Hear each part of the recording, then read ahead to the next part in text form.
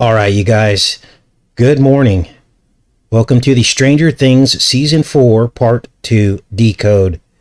Now, this decode is going to cover the last half of the season, Season 4. It's about episodes 4 through 7, I believe. And apparently, there's a delayed release for the last two episodes, 8 and 9, so we'll have to wait on that, and I'll definitely cover those when they come out. Now, during this decode, we are going to disclose something fantastic, something amazing and beautiful. A brand new body code message, courtesy of one of our sisters on the channel. I didn't ask her if she wanted to be recognized for this. Obviously, all these discoveries come from the Holy Spirit, come from the Most High, so none of us really need credit. But if she wants to chime in the chat and claim this connection that she had, she's more than welcome to do that. But I am honored to be able to share this new body code connection with you guys. God's creation and order being reflected in our anatomy as an example of his glory. That's what the body code is. And it's been a long trail of discovery, hasn't it? For probably the last 8 years, when we first discovered that there were these metaphors reflected right beneath our skin, and in today's case, right on the surface of our skin, that God created us with a story. Our flesh is a story of his creation. Now, before we get into the montage that I put together for you on Stranger Things Season 4, as one of the children in the series becomes possessed by the tree monster, this girl here, the others try to snap her out of it. She's in like a trance, locked in this other dimension, her eyes rolled in the back of her head. And how do they try to snap her out of it? Well, they play her favorite song. They believe that the song will create some kind of an anchor to anchor her back to the reality, which it in fact does. And so they're stumbling around with the Walkman trying to figure out what her favorite song is. Now, I've only caught a few takedowns or strikes on this channel from music artists for bullying or inappropriate decodes. Usually they don't give me like a strike. Usually they'll just take them down. And one of those people that they took down was Kate Bush. Many of you remember the decodes we did on Kate Bush. And this just so happens to be the favorite song that the character in Stranger Things has to listen to come back to this reality. But we did a decode on Kate Bush. We did several decodes on Kate Bush. None of them to me seemed bad or that they should have been taken down, but there was heavy disclosure. You guys will remember the videos of the devil dancing on the skulls of people in one of her music videos. And then we tied that into another one of her music videos where these African dancers were dancing on top of smushed fruits and vegetables. And we told you that fruit represents children. Now, Kate Bush is a known witch. It wasn't so apparent when she was in her younger years, but as she's grown older, some of her newest concerts are way to the dark side. And the favorite song that the girl from Stranger Things had to listen to was this one, Running Up That Hill, A Deal with God. Now, this song is pure blasphemy. And I'm going to show that to you right now. Because right off the bat, you see the Apollonic references here with the arrow, right? Now, this alone doesn't mean that this is about Apollo just because there's a bow and an arrow. But given the disclosure that we've discovered here on the channel regarding what the arrow really represents, which is demon possession, and also the sticker, the Pokemon sticker, the Smack the Nation, the hollow reed, the syringe. When we really get down to the bottom of Apollo, the bringer of disease and the bringer of the cure, it all begins to make sense what his arrow really is, doesn't it? The white horse, the rider on the white horse with the ribbon, which is a bow, and a crown, bringing disease and bringing the cure. Clear Apollo symbolism. Now, let's look at some of the lyrics of this, because this is where you understand what's really being talked about here. She's basically talking to God. It doesn't hurt me. Do you want to feel how it feels? Basically taunting God. Do you want to know that it doesn't hurt me? Do you want to hear about the deal that I'm making? Deal with the devil, obviously. Taunting God, rejecting her punishment of the fallen ones. If I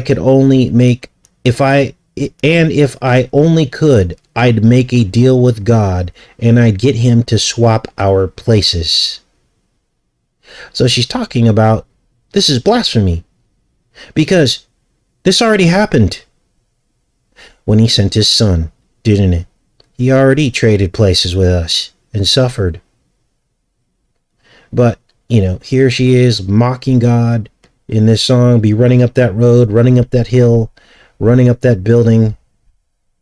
And that's pretty much where the lyrics end.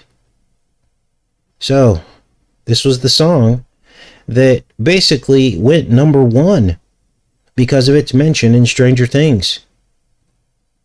And this will be the song that many millions of people who watch the show will be singing. The tune will be in their head, and they don't even know it, and they're mocking God. Children will be singing this. This is the programming early on to talk you out of believing in God. Now, let's get into this, because the first thing that you're going to hear is this rabies theme again, which we've been covering at length. We've been on the trail since that outbreak in New Brunswick, in Canada. Remember that? The mystery illness. And we thought that maybe this was being caused by people eating animals who ate contaminated rabies pellets that are airdropped from planes. Because some of these rabies pellets are cultured in sheep brains, which would connotate some kind of mad cow or mad sheep disease that is possible that it could happen. And we don't know that. We looked at the actual rabies pellets that they were dropping, and they weren't of that batch of that old technology of rabies pellets. But those pellets are still being used in places like India and Africa, cultured in the sheep brains. And what if one of those batches got mixed in with it, causing these mad cow-like symptoms? Creutzfeldt-Jakob disease, they call it. Now, the Canadian officials have rejected that. They say it's just random illnesses, and there's a logical explanation for that cluster of illnesses that happen. But I don't buy the official story. I don't think anyone else does either. Now, we also found the connection between zombies and rabies, and how one of these novel smack scenes could segue humanity into an accidental zombie apocalypse, just like in the plot of I Am Legend. So lo and behold, once again, the rabies theme gets a mention in Stranger Things after the children get attacked by bats, after they're sucked into the Upside Down for the first time. Let's watch. So the good news here is that I'm pretty sure that wooziness is not a common symptom of rabies. Wooziness is not a common symptom of rabies. Let's back that up a little bit. Do you guys think that these bats have, like, rabies? What? And I think we should probably get you to a doctor, like, really soon, because once the symptoms set in, it's too late. You're already, like, dead. So, obviously, talking about rabies there. Let me up the volume here for you guys. I'm not sure if that's loud enough. So, this goes on. So, lots of rabies mentioned. And, of course, it's a bat, which is the theme that they want us to believe of how VITCO-19 originated, right? Let's keep watching here. It's just that rabies are, like, my #1 greatest fear. But, if you start having hallucinations or muscle spasms, or you start feeling really aggressive, like you want to punch me or something, then you should totally let me know, okay? Yeah? Monster Slayer trumps trader. Monster Slayer trumps trader. She will say, Papa, I bet that bold American did most of the monster slaying. So you get a Trump mention here. Obviously, they're not talking about Trump, but he's the one, he's the Apollo. He's the one that brought all this in, right? He's the one under which it all went down. Apollo in his penthouse, the 66th floor penthouse, with all the Apollonic references there, paintings, motif, and then the Devil's Advocate being filmed in that very penthouse. It's all connected, you guys. Now, speaking of baldness, because this is a central theme in Stranger Things, a subscriber emailed me yesterday with a fascinating new addition to the body code. And I was stunned when she sent me this.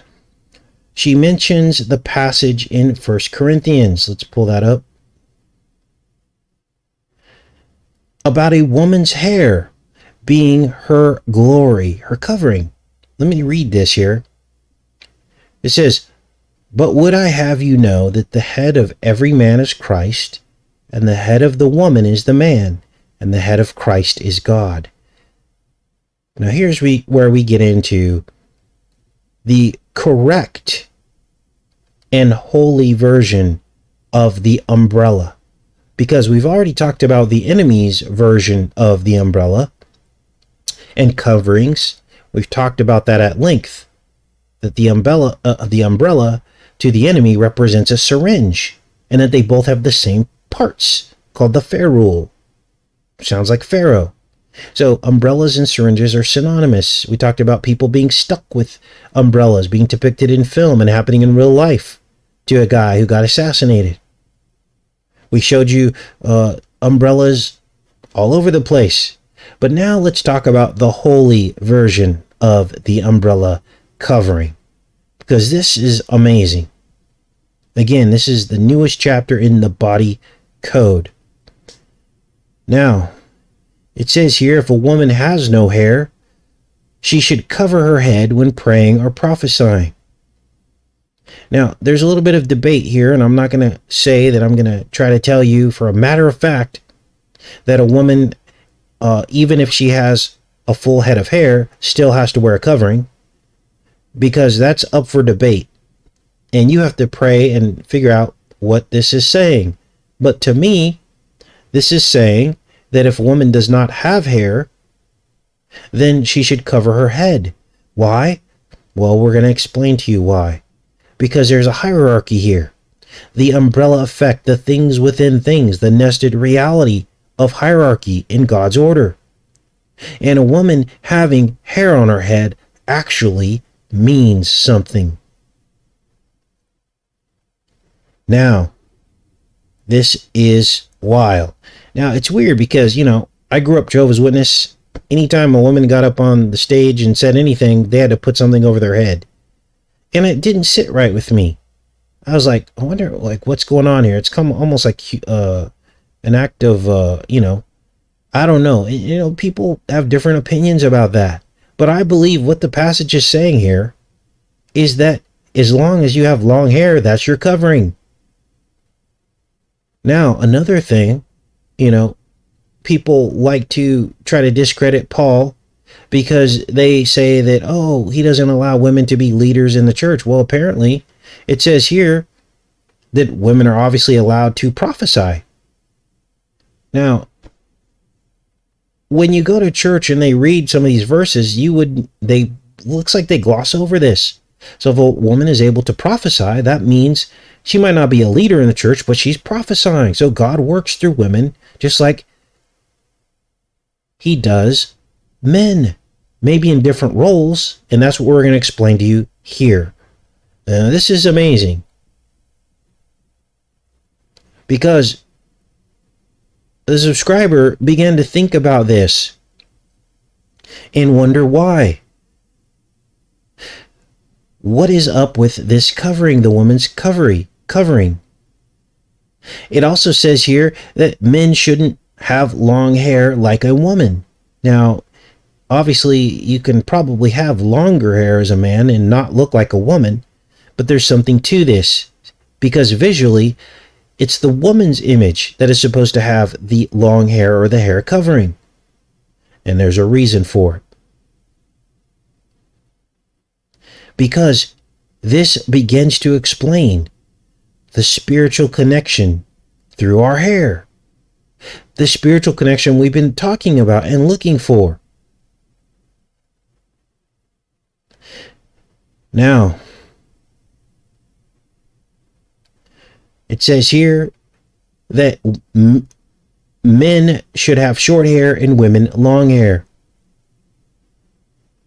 And if hair is a spiritual connection that visualizes the hierarchy, the man is connected to the woman by her hair. And it's not just spiritually, it's also graphically and metaphorically. Because a woman's hair is a metaphor for conception. Look at this. Look at the hair follicles here. They look like sperm fertilizing the egg. The woman's head being like the egg. Now, by the way, the egg is called the follicle, which is exactly the name given to hair. Look at these images here and compare it. And in your heart, in your spirit, you're realizing that there are metaphors of one another. Now, what's the meaning behind this? Well, the woman is connected to the man through conception, isn't she? Now, the subscriber put together this graphic for me, and I thought this was amazing. Look at it's the umbrella effect. At the top is God. God is head over Christ. Christ is the head over mankind. Men. Man is over the woman. Her hair is her glory. What connects the woman to the man? Conception. So her hair is a metaphor for the sperm going around the scalp of the woman. That's her connection to her man. It's her glory. So now you'd understand why God wants women to let their hair grow long. It's a symbol. And who knows, maybe there's some supernatural component to this, where when a man sees the long hair, it connects him to his woman. In other words, if you're a woman, now look, I understand people have alopecia, which is a whole nother ball of wax, because they're probably causing this. The controllers are causing this to sever the bond between men and women. Somehow they're causing all this. And it's mockery against God and blasphemy against God. Because it's one more thing to divide men from women. But look at this graphic. I know this is kind of funny and it's kind of comical, but this really demonstrates it. The sperm become the hair of the woman. It's her fertility. It bonds her to her husband in the hierarchy. And I can imagine that God would be displeased if a woman intentionally shaved her head for no other reason. Because he tells us right here in 1 Corinthians how we're supposed to carry ourselves. This is amazing. Now, let's keep reading here. I want to give this full justice, because this is amazing. This is the body code. I'm sorry I'm just beyond myself with this, but I was just amazed that, and I asked the sister, I go, how did you come about? Because I don't run into too many people that hear God's voice like this. And when I hear it, it's amazing. So let me read this. Every man praying or prophesying, having his head covered, dishonoreth his head. So covered, it tells you the definition, means having hair on your head. Too much. But every woman that pray or prophesy with her head uncovered dishonors her head. For that is even all one is, if she were shaven. For if the woman be not covered, let her also be shorn, which means shaved. But if it be a shame for a woman to be shorn or shaven, let her be covered. For a man indeed ought not to cover his head, for as much as he is the image and glory of God. So let's take this a step further. Why do men have the shorter hair? Because Christ becomes the man's glory on his head. See that? See how that works? Everybody's covered under their umbrellas. This is amazing. Now let's keep reading here. It says here, for the man is not of the woman, but the woman of the man. And they're talking about conception here. How originally, man or woman came out of a man. Neither was the man created for the woman, but the woman for the man. For this cause ought the woman to have power on her head because of the angels. Power on her head. Does this have to do with conception? Nevertheless, neither is the man without the woman, neither the woman without the man in the Lord. So, we need each other. Why? Well, procreation. So God sees us both as needing each other. For as the woman is of the man, even so is the man also by the woman, but all things of God. So here it's acknowledging that after the original creation of Adam, then men relied on women to be born. Judge in yourselves. It is comely that a woman pray unto God uncovered? ? Doth not every even nature itself teach you that if a man have long hair, it is a shame unto him? So, but if a woman have a long hair, it is a glory to her, for her hair is given her for covering. But if a man seem to be contentious, we have no such custom, neither the churches of God. So there's talking about customs here, okay, and what's appropriate.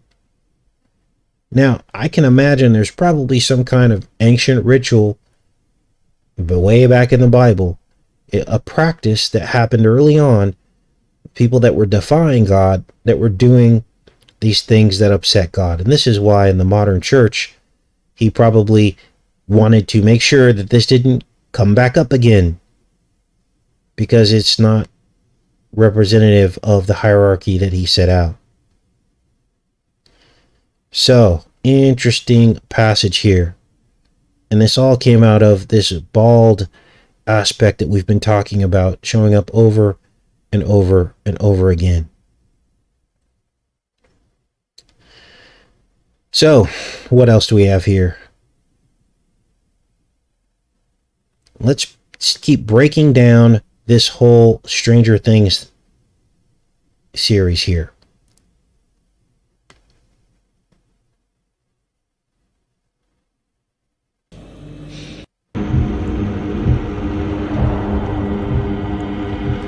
Now, this, of course, is 11.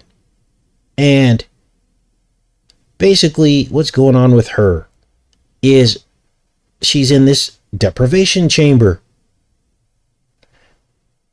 And let's keep watching here.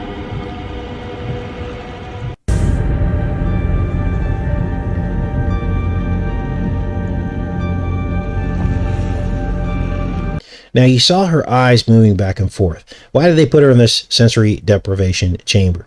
Well, to try to unlock her powers again, because she had lost her powers. So how do they do it? How do they unlock her powers? Through trauma-based mind control. She has all these nightmares and visions. They're basically trying to scare the power back into her. And you can see that she had this rapid eye movement, which is something that you get when you dream. When you're dreaming, apparently they say that your eyes are doing this, moving back and forth rapidly. And in this case, they're trying to use her REM cycle to program her. Now, it's interesting because REM cycle is when nightmares happen in our sleep, isn't it? Remember the movie Ember that we decoded? Embers? And remember the first three letters of remember is REM. And that movie was all about erasing the mind. And then we talked about the demon then possessing the host and then wakes up in the host body and tries to remember. Try your best not to blink. A connection powerful To blink. Now, I want to get into L's name and what it actually means, because there's a Hebrew word, L, and L is the terebinth tree in the Hebrew language. And really, L means tree. I don't know if many people really know that, but it does. So you think about Elohim, the trees of the garden. Someone asked me the other day, Casey, we were made in the image of man. So, I mean, in the image of God. So we can't look like trees. And I said, listen to what you just said. You just realized what the image of God is. Because we are trees. We are images of trees. El means tree, amongst the trees of the garden. And you have a crown like a tree. You have a trunk of your body like a tree. You have limbs like a tree. You set down roots like a tree. You have offspring that are basically your fruit like a tree. And it goes on and on and on. The Bible talks about a man who was blind and Jesus healed him, and he said he saw people as trees. So, what does El really represent in Stranger Things? Well, El is a tree. And this is why you have elm trees. And this is why elephants have tree trunks or trunks. And really, it makes sense because El in the series Stranger Things, remember, the upside down, to get into the upside down, there were tree portals, weren't there? Let's keep watching. Try your best not to blink. Now, this next part, they actually admit that sacrifice has to happen to open these portals. Now, we realized that before, but you're going to hear it with their own words. A connection powerful enough to rip a hole in the fabric of time and space. He's opening more gates. Bingo. So what if, with each kill, he's not simply killing them? He's making a powerful psychic connection with his victims. Then you see more tree roots here in the upside down. So remember, the upside down is the opposite. It's under the ground. So it's full of roots, the roots of trees.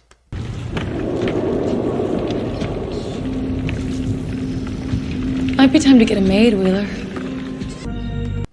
Then we get into this time travel 5th of November scene. The 5th of November marks the end of the Witches' Festival of Samhain, and they say that the veil is lowest during that particular festival, and demons can come through portals, which I believe is code for time travel. This is when they talk about time travel, they're talking about demons coming through the veil and possessing human hosts. We're in the past.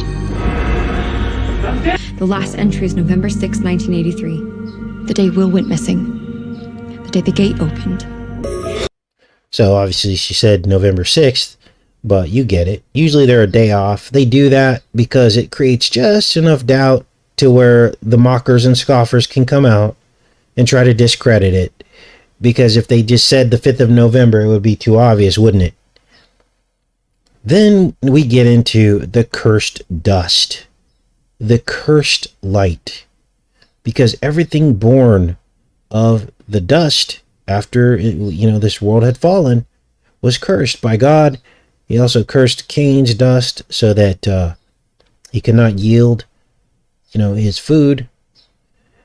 And which means that everything that is born of this dust, everything that recreates in this dust, has to die. It dies because the curse was dust to begin with. It's like baking a cake with rotten eggs. The cake is cursed, isn't it? It's not going to taste good. Let's watch. It tickles.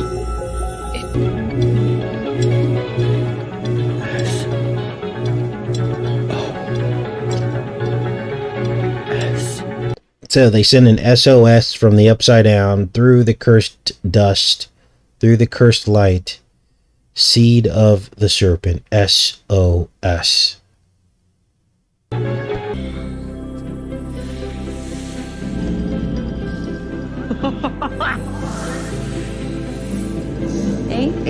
Wake up, eat, work, sleep, reproduce, and die. Each life a faded, lesser copy of the one before. Obviously, he's got some kind of inverted cross on his cheek, like a scar. He's got the mark of Cain. This is the bad guy. We'll get into him more in future decodes, but that's what I wanted to present to you guys today. Wow, what a trip, right? Let's go into the comment section here and see what you guys are up to. See what your thoughts are. If you want to add anything to the new body code revelation, if it sounds silly to you, you can say that. Just, you know, be nice about it. But to me, it sounds perfect. The woman's head is like the seed, her hair, it's all visual representation of her connection to the man in the hierarchy. Man's glory is Christ above his head, and above Christ is God. That's the hierarchy that the Bible sets out. So, pretty amazing. Yes, hair has roots too.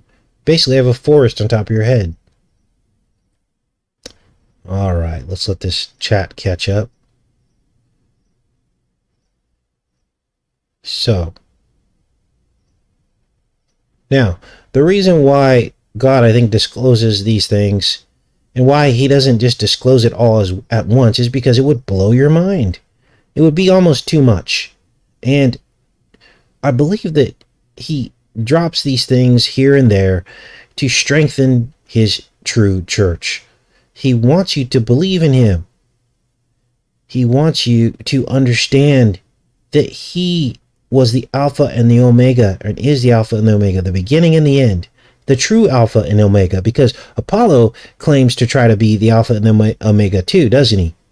But he's not. Think about it. Apollo's name, A, begins with an A and ends with an O. Alpha Omega. But he's the false Alpha Omega. The Most High is the true Alpha Omega. And he knew the beginning from the end. And so when mankind fell, our bodies were re-scrambled. Our anatomy showed the entire history of the world that had not even happened yet. So that one day God could reveal these secrets and unlock them to strengthen the church in the last days. And so we could truly believe in him and understand that who else could have created us, the person that basically wrote out the entire Bible through the inspiration of his followers. Someone asked about the scripture. It was 1 Corinthians 11. Now think about the word Corinthians, like corona, or like the glory, the covering. So now we're into the positive, holy aspects of what the corona really means. The holy aspects of it. And sometimes you have to see the dark side first to understand the true nature of some of these concepts. Unfortunately, that's how it operates. We operate in this reality. People have to see the bad stuff first before they believe the good stuff, don't they? So, we're full circle with all this. All right, yeah, school tried to tell us we came from monkeys, didn't they? Yes, they did. Yes, the crown. The entire Bible's about crowns, isn't it? El Shaddai, the Ancient of Days. Big Bang never made sense. Our hair is like a spiritual antenna. Now, here's what I think probably is going on. Think about this. When a woman conceives, how does that happen? Where does the creative power come from? We know that, yes, the sperm go in there, but there's got to be a spiritual component. God says he knew us in the womb. How does this transference happen? How does the spark of life enter the womb of the woman? Well, some could argue it could be through her hair. Isn't it interesting that women lose their hair after pregnancy? Maybe from the shock of the Holy Spirit transferring through. Think about it. The holy version of creative power is coming in through the hair, and the physical version of that is the actual conception happening in the womb, right? I mean, that to me, that makes perfect sense in the nested reality. So God sends his creative power down through her hair for the spark of life, and then the man obviously sends it the other way. So,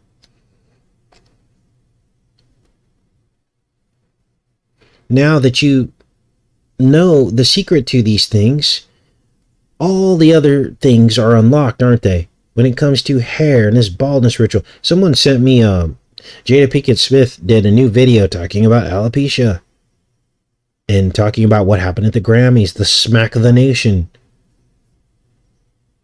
Which is kind of funny because we were saying smack the nation months before that happened, weren't we?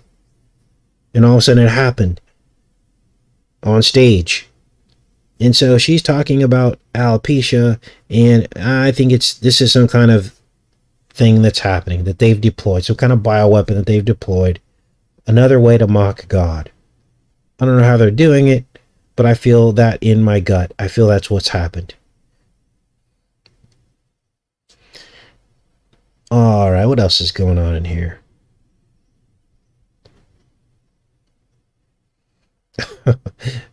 Genesis Revelation.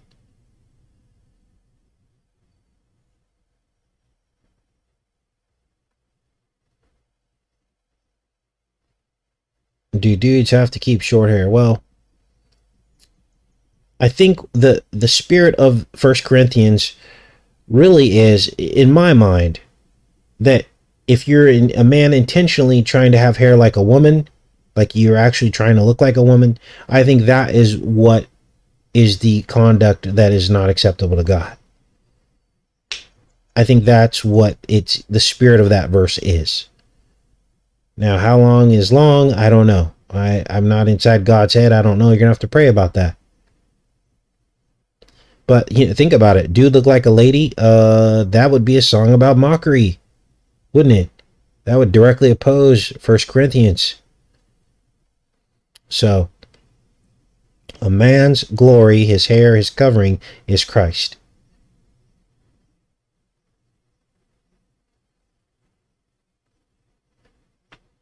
Yeah, Samson had long hair, didn't he? When he cut it, he lost his power. So that would seem to maybe contradict what's being talked about in 1 Corinthians. I don't know. You guys, I don't have all the answers. But I'm sure there's an explanation for it, because the Bible does not contradict itself.